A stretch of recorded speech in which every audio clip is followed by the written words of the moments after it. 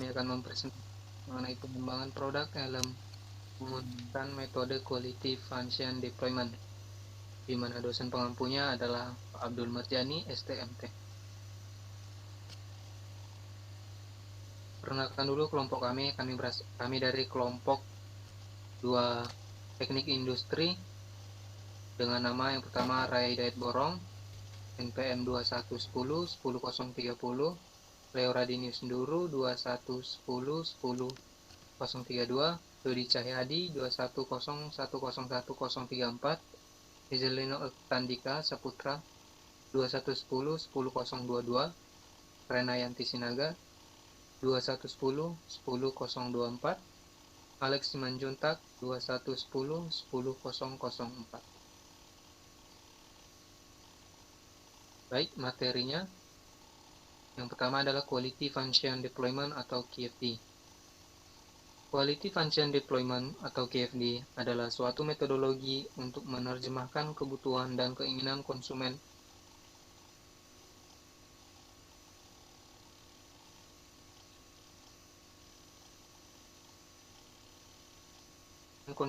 dapat diketahui dengan menyebar data kuesioner agar dapat diketahui karakteristik teknis dari produk, kebutuhan konsumen, dan karakteristik teknis yang telah diperoleh, kemudian dilanjutkan dengan perancangan desain produk menggunakan SolidWorks. Rancangan produk yang didesain dengan menggunakan dan menerapkan metode tersebut dapat diketahui karakteristik teknis helm yang sesuai dengan kebutuhan dan keinginan konsumen, dapat membuat rancangan desain produk yang sesuai, serta dapat mengatasi masalah kebutuhan masyarakat dalam mengenai helm saat cuaca hujan dan disimpan di tempat terbuka. Permasalahan yang ingin dibahas dalam penelitian ini adalah bagaimana rancangan kebutuhan dan karakteristik teknis konsumen pada produk helm. Tujuan yang ingin dicapai adalah identifikasi kebutuhan dan karakteristik teknis produk helm berdasarkan HOQ, serta rancangan desain produk helm yang dapat memenuhi kebutuhan masyarakat. 1. Perancangan dan pengembangan produk. Perancangan dan pengembangan produk merupakan serangkaian aktivitas dimulai dari analisis, persepsi, dan peluang pasar, kemudian diakhiri dengan tahap produksi, penjualan, dan pengiriman produk. Pengembangan produk terdiri atas penyusunan konsep lebih jelas dan sistematis, gagasan produk baru atau modifikasi produk lama dengan bentuk gambar teknis dalam memenuhi kebutuhan konsumen produk, baik produk yang bersifat fisik maupun produk jasa. 2. Kuesioner. Pertanyaan tertulis yang digunakan untuk memperoleh informasi responden tentang pribadi atau hal-hal yang ia ketahui. Kuesioner terdiri beberapa jenis dan memiliki beberapa jenis skala. 3. Teknik pengambilan sampel. Pengelompokan teknik pengambilan sampel dibagi menjadi 2, yaitu yang pertama, probability sampling yang digunakan bila teknik pengambilan sampel memberikan peluang sama setiap unsur atau anggota populasi. Kedua, non-probability sampling tidak memberikan peluang sama pada setiap unsur atau anggota populasi untuk dipilih menjadi anggota sampel. Probability sampling meliputi sampel acak sederhana, sampel acak berstrata, sampel acak bertingkat, dan sampel berkelompok. Non-probability sampling meliputi pengambilan sampel secara sistematis berdasarkan kuota secara kebetulan, sampel jenuh, dan sampel bola salju. Keempat, uji validitas dan reliabilitas. Terdapat beberapa cara untuk mempertimbangkan validitas instrumen yang dibedakan menjadi 2 kategori. Kategori pertama, validitas dipertimbangkan melalui analisis rasional. Kategori kedua, berdasarkan analisis data empiris.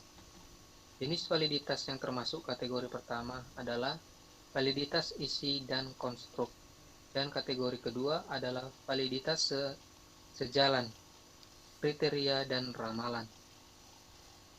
Reliabilitas atau keandalan adalah konsistensi serangkaian pengukuran atau serangkaian alat ukur, bisa berupa pengukuran dari alat ukur yang sama atau tes dengan tes ulang, akan memberikan hasil yang sama atau untuk pengukuran yang lebih subjektif. Apakah dua orang penilai memberikan skor yang mirip atau reliabilitas antara penilai. Penelitian dianggap dapat diandalkan bila memberikan hasil yang konsisten untuk pengukuran yang sama. Kemudian akan dilanjutkan oleh Bang Raya.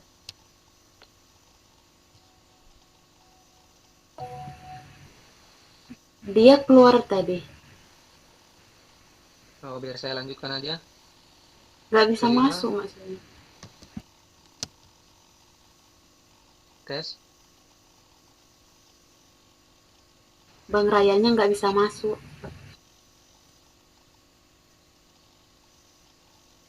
Nggak bisa masuk ya.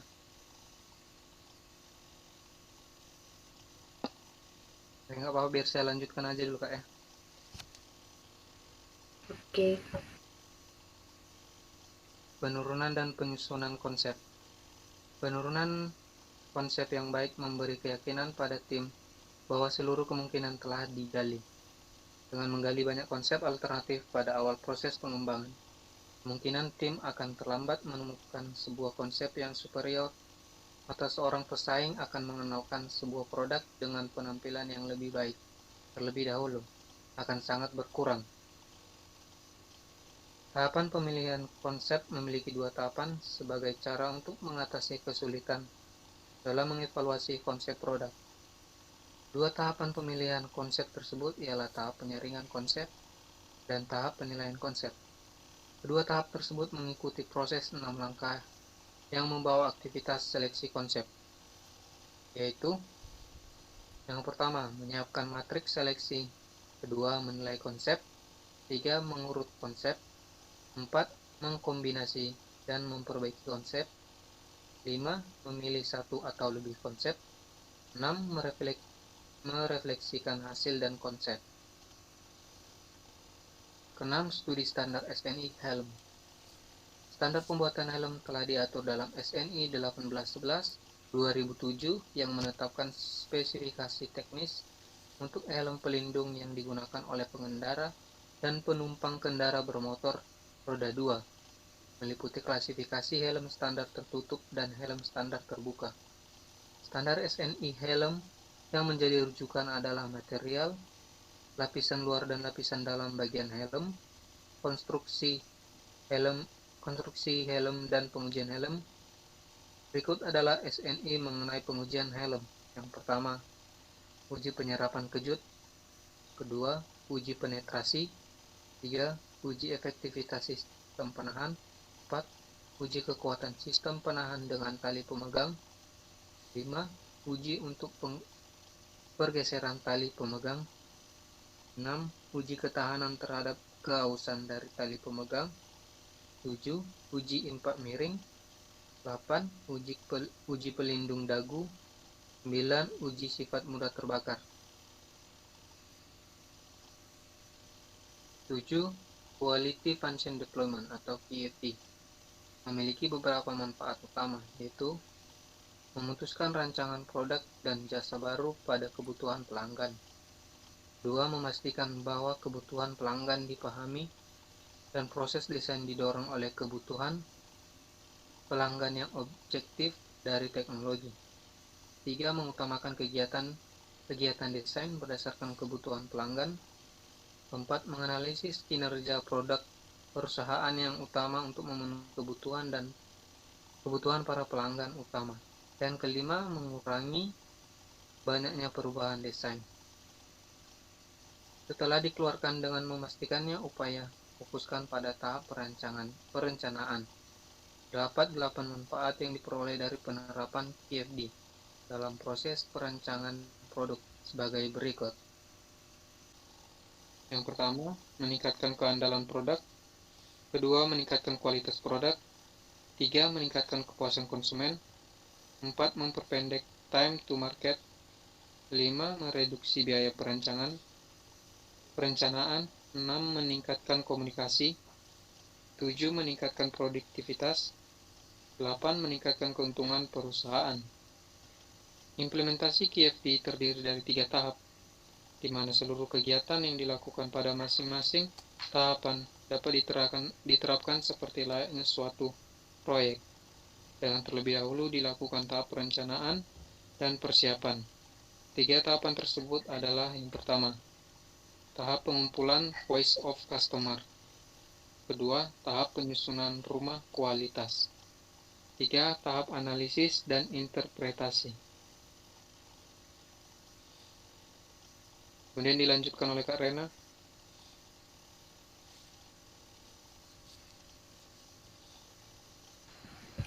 B. Produk helm. Helm motor merupakan salah satu perlengkapan yang harus digunakan ketika sedang berkendara. Menggunakan helm ketika berkendara merupakan hal yang paling penting untuk diperhatikan demi keselamatan. 1. Deskripsi produk. Referensi produk yang dijadikan sebagai referensi adalah helm NHK tipe R6. Memiliki beberapa kelebihan dari tipe ini, nyaman terutama pada bagian ruang telinga, busa bisa dilepas dan bisa dipakai siang malam. Kekurangan helm ini adalah visor tidak anti panas terhadap matahari.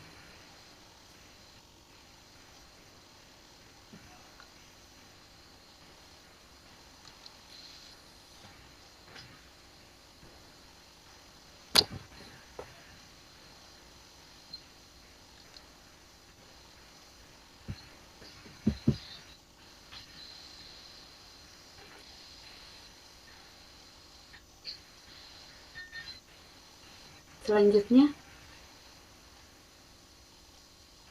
Udah, Kak.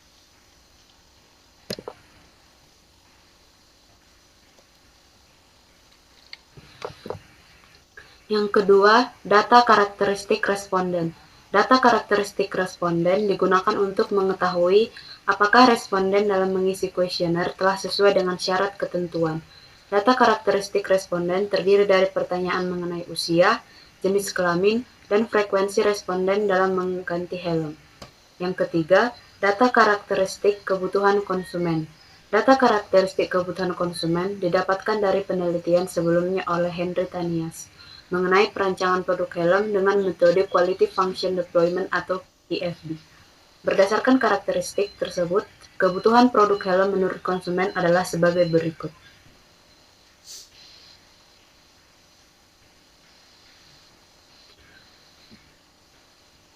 Spesifikasi kesesuaian keinginan konsumen adalah helm berbentuk half face, helm berbentuk full face, helm berbentuk flip uap dengan kode A1 sampai A3.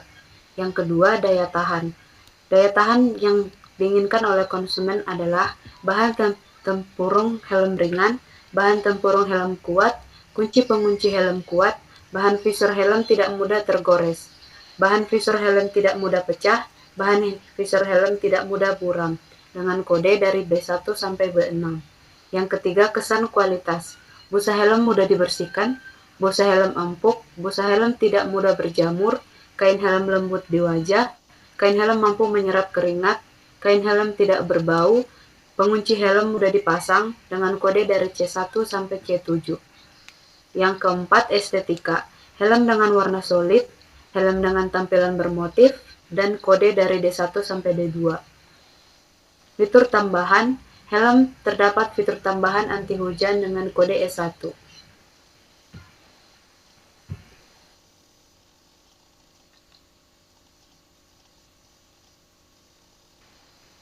Kuesioner yang disebarkan berjenis kuesioner tertutup dengan menggunakan skala Likert dari 1 sampai 5. Kemudian, data dikelompokkan ke dalam beberapa dimensi kualitas produk, yaitu kesesuaian, daya tahan, kesan, kualitas, estetika, dan fitur. Yang ketiga, uji validitas dan reliabilitas. Data kuesioner dikatakan valid apabila korelasi yang didapatkan lebih besar dari 0,195. Pengujian validitas pada penelitian ini menggunakan software SPSS. Seluruh pernyataan dapat disimpulkan valid. Proses uji reliabilitas memberikan hasil yang konsisten untuk pengukuran yang sama, dengan nilai Kronberg alpha lebih besar dari 0,600.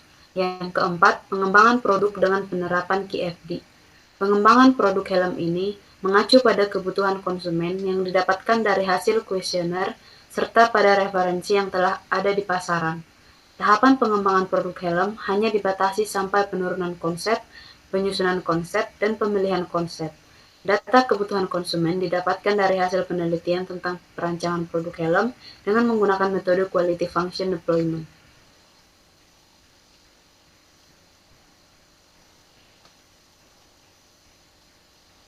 Identifikasi kebutuhan pelanggan, menetapkan spesifikasi dan targetnya, mendesain konsep produk, memilih konsep produk, menguji konsep produk, menetapkan spesifikasi akhir, rencana alur pengembangan. Untuk selanjutnya akan dilanjutkan oleh Yazelino.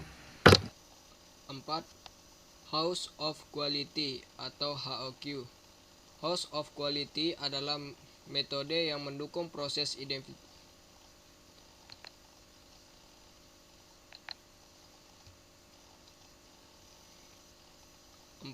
House of Quality atau HOQ. House of Quality adalah metode yang mendukung proses identifikasi produk menjadi sebuah spesifikasi rancangan. Konsep HOQ intinya bersumber pada sebuah tabel kualitas dan telah berhasil digunakan oleh industri-industri manufaktur. HOQ memperlihatkan struktur untuk mendesain dan membentuk suatu siklus dan membentuknya menyerupai sebuah rumah. Kunci input bagi matriks adalah kebutuhan dan keinginan konsumen. Informasi strategi produk dan karakteristik kualitas produk. Informasi lain yang terdapat di HOQ adalah nilai target HOQ yang mengandung beberapa bagian. Masing-masing bagian dapat dan harus disesuaikan agar dapat berfungsi dengan baik. Metrik HOQ dapat dilihat pada gambar.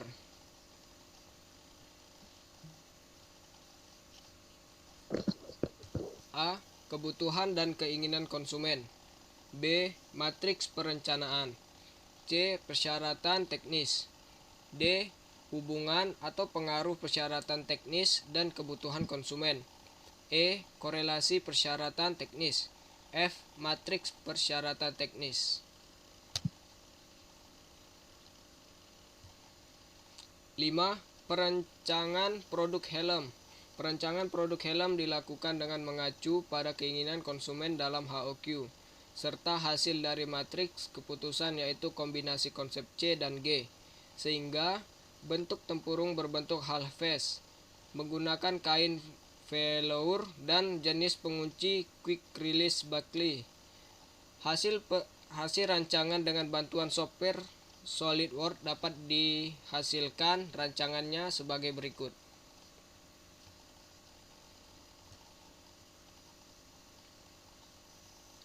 Berdasarkan gambar, bentuk helm dengan warna tempurung berupa warna solid dan visor yang transparan dan memiliki fitur tambahan berupa cover anti hujan. Berdasarkan gambar, tampak bawah bagian helm yang memperlihatkan resleting pada bagian busa bawah helm. Resleting tersebut berfungsi sebagai alat buka dan tutup bagian bawah helm yang di dalamnya terdapat fitur tambahan cover anti hujan saat disimpan. Gambar tersebut memperlihatkan produk helm saat cover hujannya digunakan. Cover hujan tersebut terbentuk dari bahan taslan yang mampu menahan air. Fitur tambahan cover helm anti hujan ini diletakkan di bagian bawah busa leher belakang. Selesai. Baik, sekian untuk presentasi kami. Mohon maaf dengan kekurangannya. Semoga videonya bermanfaat dan sekian dari kami ucapkan terima kasih.